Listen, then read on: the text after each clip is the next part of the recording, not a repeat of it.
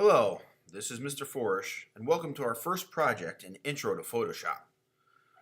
This project will be one of many what I call skill builder projects that will give you the skills that you need to do bigger and more creative projects later on. Before we start, I want you to click your mouse, and notice if your button does the same thing if you click on either side. I want you to go to System Preferences, and you're going to go to this mouse setting right here, and make sure that your Mac, each button on your right and left side of your mouse actually is different. Okay, because a lot of times it's set to only be a primary button, so no matter what side you click on, it doesn't allow you to do things like cut and paste. So like if I wanted to right click and open something or cut and copy and paste it, I right click it. If I want to just select it or open it in a program, I would left click it. Okay, see I'm moving it with that, and a right click opens up this drop down. If you don't have that turned on, it won't let you do that.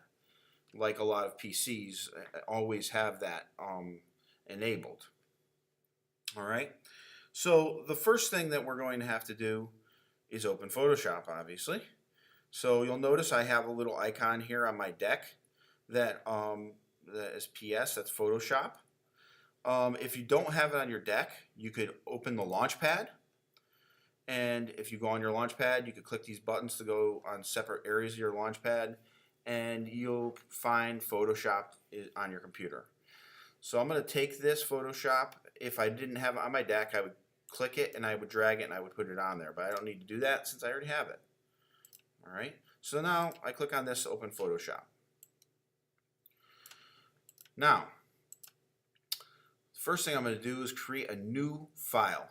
To create a new file in Photoshop, you go up to File, New, click that, and there's lots of presets right here depending on what you want. These are ones that I've recently used, but there's already preset ones under different uses like photo, print, art and illustration, web, and so on.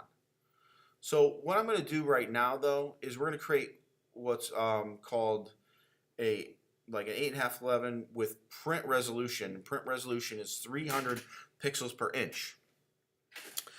300 pixels per inch is the resolution that you need to make it so that if I printed whatever we created out, it would not be pixelated as long as we didn't stretch out images onto that.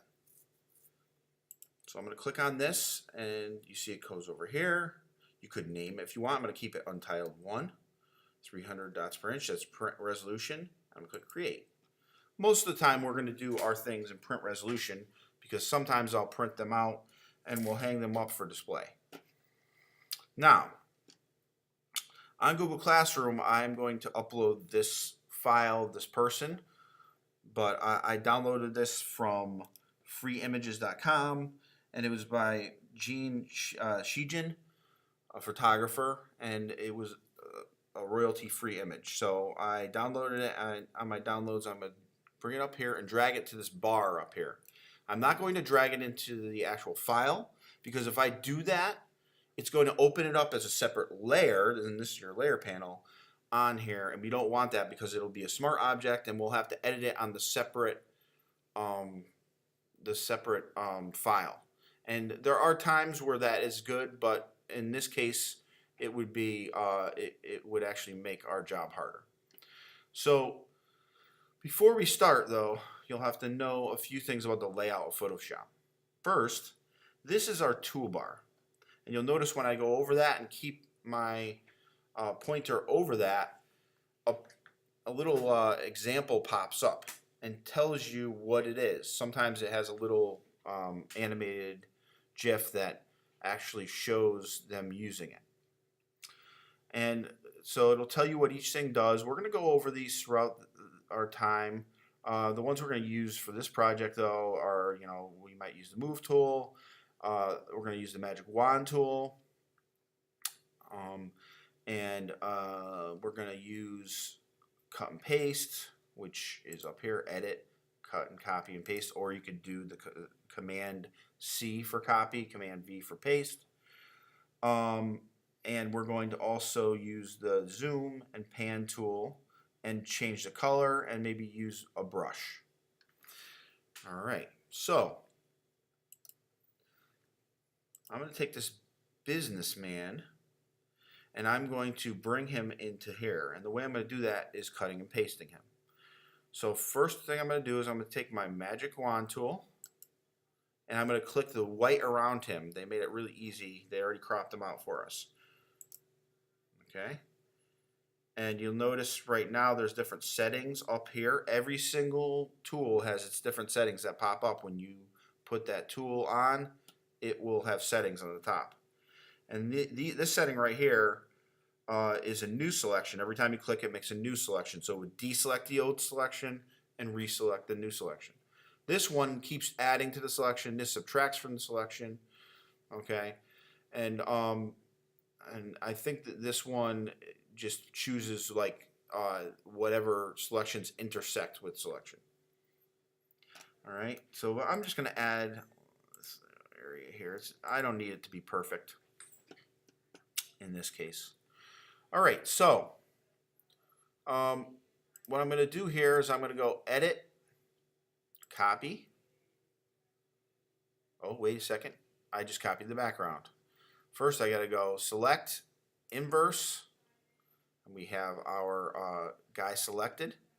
So these are all these selection things. And then I'm going to go copy, and then I'm going to go back to Untitled 1 and paste them in there. Okay, so now we have our guy in here. You'll notice with the move tool, if we have the show transform controls on, I can actually take this and scroll like this to stretch him out. If we stretch him out too much though, he is going to get pixelated and we don't want to do that. So you're just going to click on this move tool and then say apply and it will cut and paste them into there. And you'll notice if you looked at the layers panel over here, we have our background which is white, and then we have our layer 1 which is a guy. Now starting off, it might not matter as much when we have only a couple of layers, but as we get more and more layers, it's always a good practice to name your layers. So I'm going to click on the layer, double click it, and I'm going to name this guy. There we go. So now there's a few different ways to make duplicates of him. So we're going to make some duplicates of the guy. Okay. Now I'm going to just cut and paste them. So I could just go select it again and then just copy and paste him. And I have a new guy, and I could do Command V to paste as well, so I could do multiple guys. So I have a whole crowd of guys. You'll notice each one makes a new layer. All right, and then if I want to name these layers, I would have to go in and say, you know, guy 2, guy 3, and so on.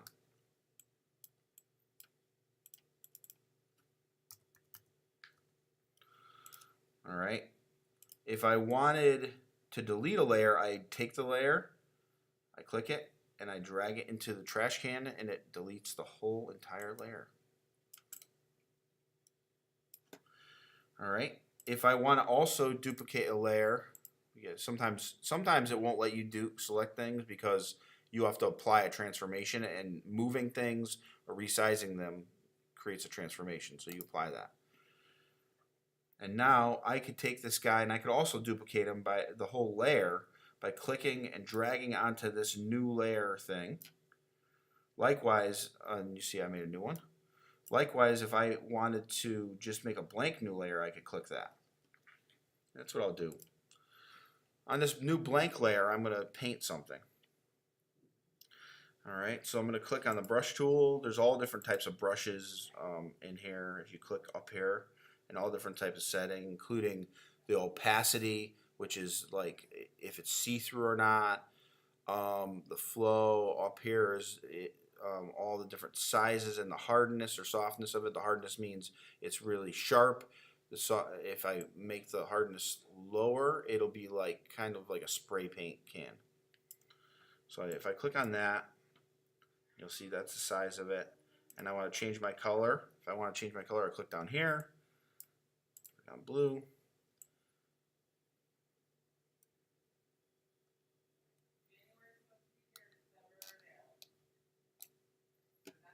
Okay. Right, so I just drew a line. You can draw whatever you want. Now I'm going to go on here and I'm going to duplicate things in a different way. I'm going to go on one of my guy things, and I'm going to use the clone tool. Okay, so I know this is the guy on the bottom here. I'm going to click on the clone tool. You'll notice I have this guy right here. If I click, it says I cannot use the clone stamp because the area has not been defined. What that means is you have to hold down Option and click to define the source point.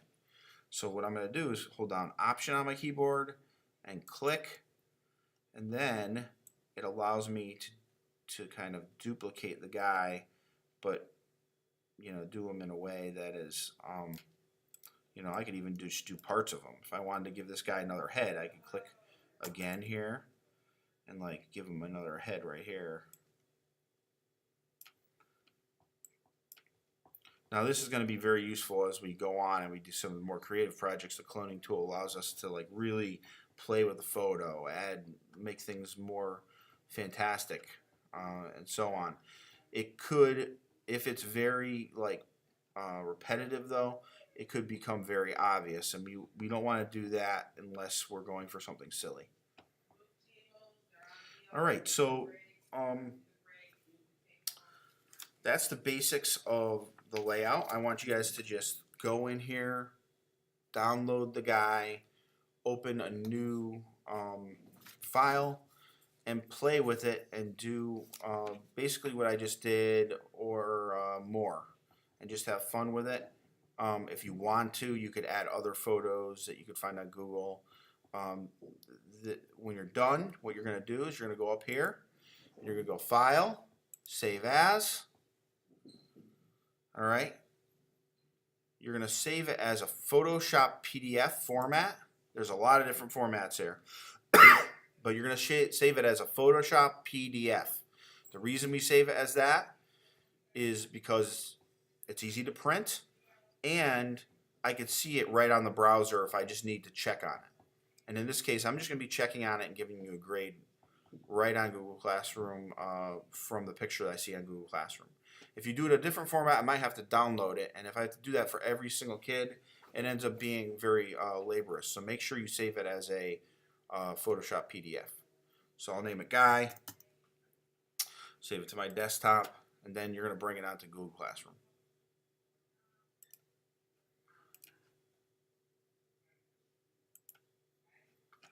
All right. So have fun with it and be creative.